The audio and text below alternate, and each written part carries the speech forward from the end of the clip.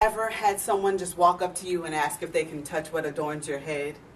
Or maybe you've been standing in line, a long line, and you turn around and find someone with a handful of your hair.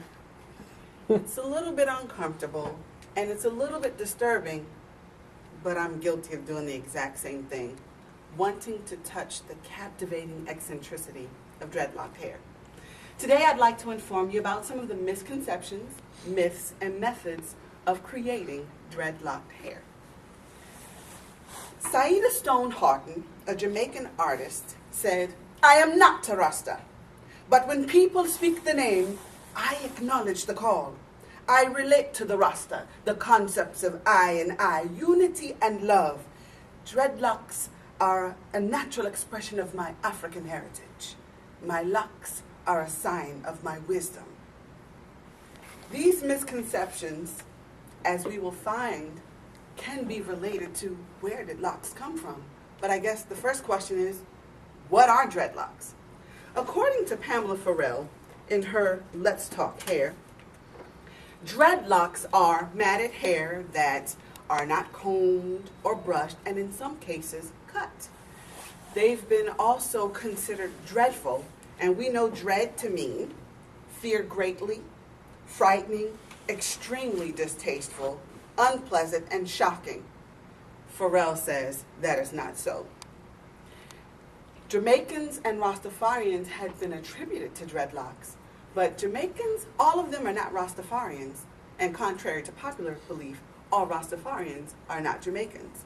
And it was important to talk about the Rastafarian community because that will help us dispel some of the misconceptions that people may believe. For instance, my first misconception, all locks are dirty. As with any style, without proper washing, conditioning, and grooming, of course, they will be dirty. But we do wash locks, or else you'd be smelly. Only black people wear locks. Now that's where we're absolutely wrong. Locks were generally worn by religious men, Hindus, Buddhists, Rastafaris. You can find people with locks all over the globe. African, Caucasian, Asian, Indian. It's amazing. And I saw this one guy, and I asked him if I could touch his. He said, "I'll let you touch mine if you let me touch yours." I was shocked. His hair, although he was Caucasian, felt just like mine. It was amazing. Now that we've talked about some of the misconceptions, let's cover some of the myths. Myth number one, and this is my favorite. People with locks smoke marijuana. Well, I'm an asthmatic. I don't smoke. I don't drink. And I've had my locks for 7 years. That is a choice. And granted, that might be attributed to Rastafarianism, but that's saying that all Rastas smoke, and that's not true. And my daughter, who's had her locks for 7 years, also does not smoke. Number two, locks are for men. Women with locks are lesbians. Now, I have to admit, I've been approached once or twice, but your sexual preference has nothing to do with your choice of hair. Men have long worn ponytails historically, similar to that of women. And then we have our cancer survivors who have experienced chemotherapy. They're bald, but does that make them lesbian or gay? Absolutely not. Locks are for lazy people who don't want to do their hair. Now, you might think so because you don't comb it, you don't brush it, and some people think you don't wash it, but professionals, athletes, entertainers all wear locked hair. It's very important to understand that another myth that has been shared is that locks can prevent you from getting employment. I believed it was a myth until locally and recently, and former employees of Six Flags were denied a job because of dreadlocked hair. Now those ladies have filed a suit with the ACLU, and I'm hoping, I'm championing for them because they deserve the right to work. Your hair doesn't prevent you from working as long as you have it neatly groomed, which is what we strongly encourage.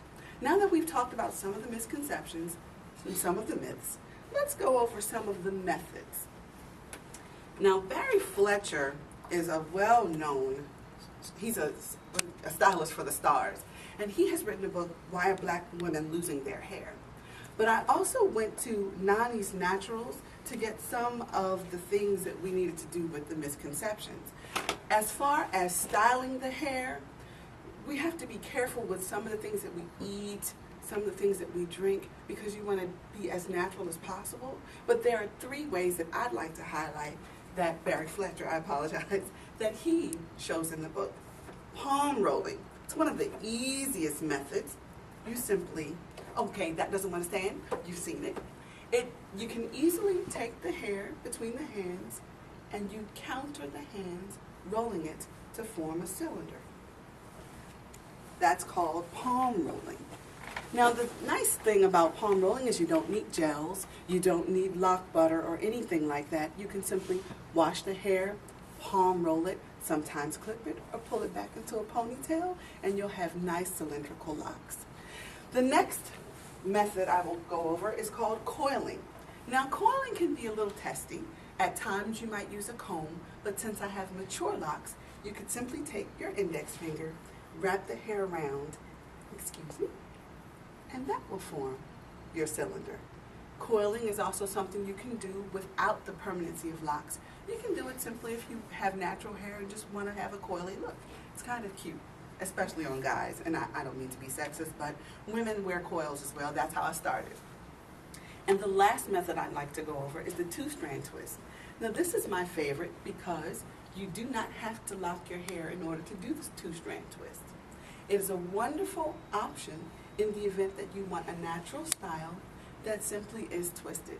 It can be done on any type of hair, and because my hair is kinky, it's going to stay at the ends.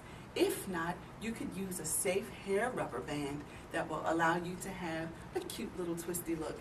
And when you take it out, it would be nice and wavy and beautiful, something you could do for something special for a day. You could even do it for a wacky hair day if you'd like for it to be wacky. As with any style, grooming is important.